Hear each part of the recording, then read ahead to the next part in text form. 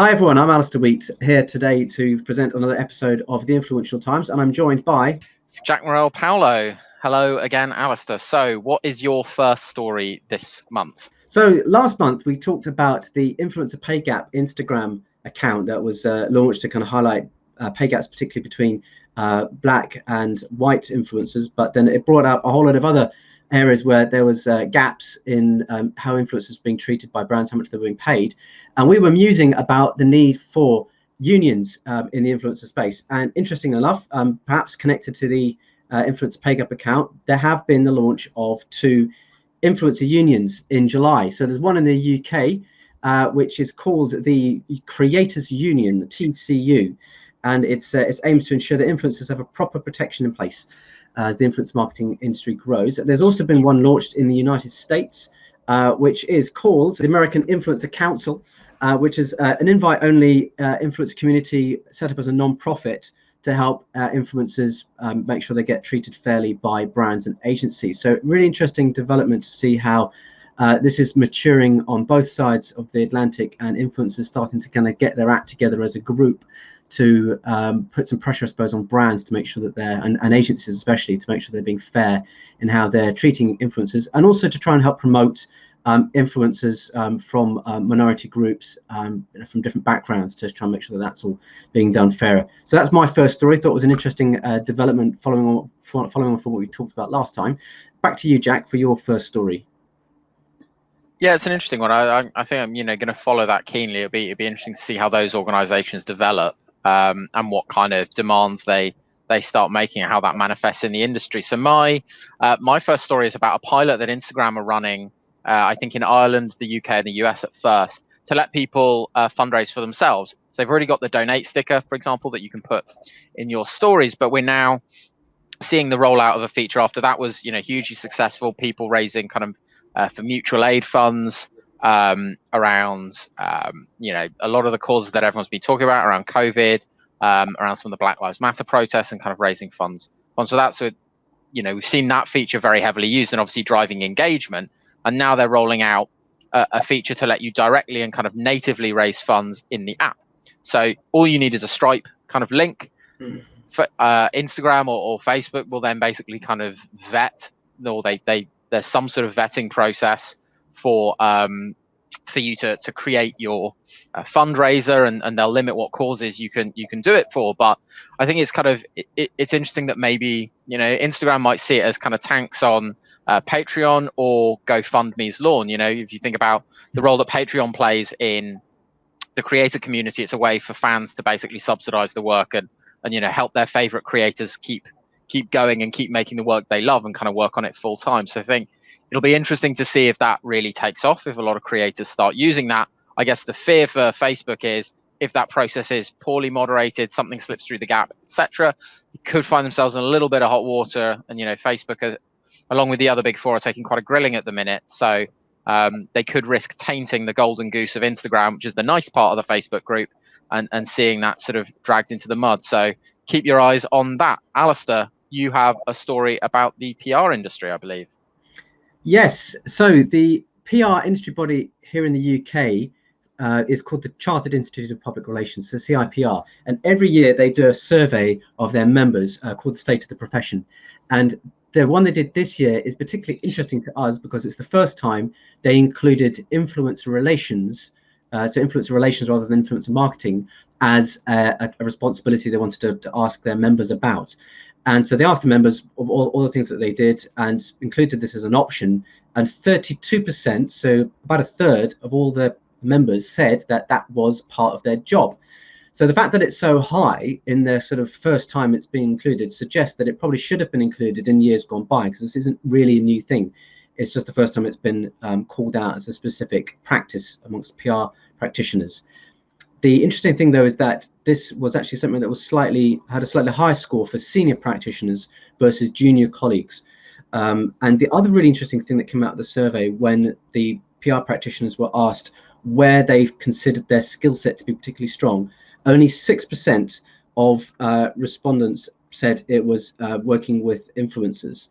So really interesting gap there.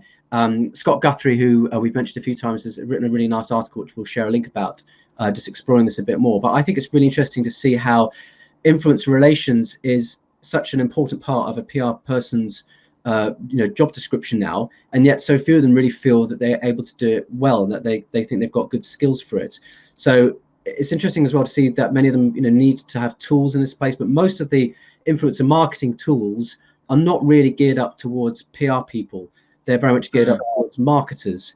So things like marketplaces where you can hire influencers to go and promote campaigns, and the tool set available for PR people to do influencer relations well is quite limited. Most of the time it really just focuses on managing relationships with journalists, of which there are lots of tools out there to help PR people connect with journalists, but not much really to help manage relationships with all the other important influencer stakeholder groups like academics or campaigners, political influencers. They're all sort of separate tools. So that is an area that we are trying to address ourselves at Onalytica, but interesting to see more what specifically PR people feel that they're lacking in terms of skills and how that could be addressed. So the CRPR themselves have created an influencer marketing council.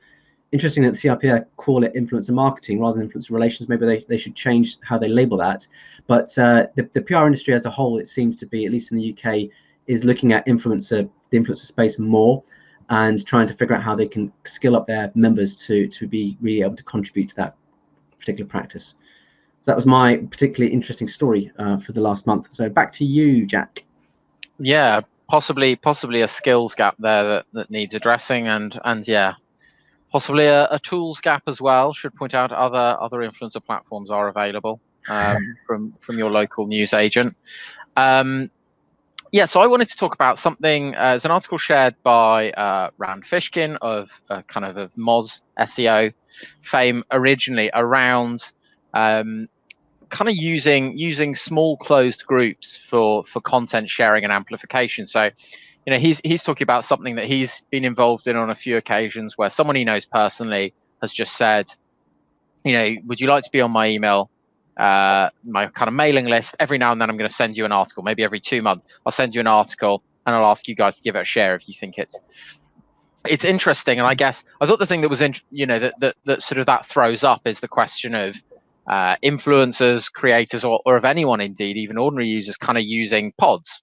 This idea that people are cynically kind of gaming engagement by asking people they like in the space to reshare their content. And I guess what it tells us is that there's probably not going to be a hard and fast rule for this. You look at what Rand Fishkin's describing in this article, you think, well, that sounds perfectly reasonable. It's people sharing content that they all find interesting, and they get, they have a choice. They can look at it or not. It's not super regular.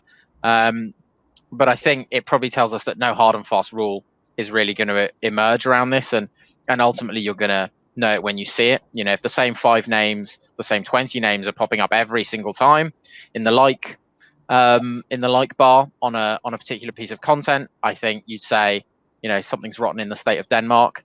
In kind of other situations, you say, well, actually, fair enough. You know someone, you networked with them, calling in a favor every few months. That's part of the work of being an influencer or a creator, and working on your distribution networks and having people help you out when they agree with the content.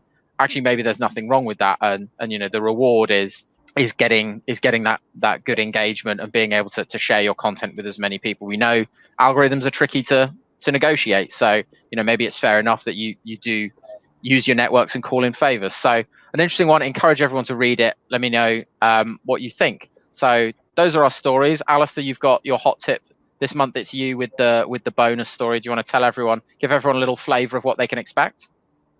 Yeah, so our bonus story, which we're putting into the email, is a really great piece of research by our friends at Top Rank Marketing, looking at B2B influencer marketing.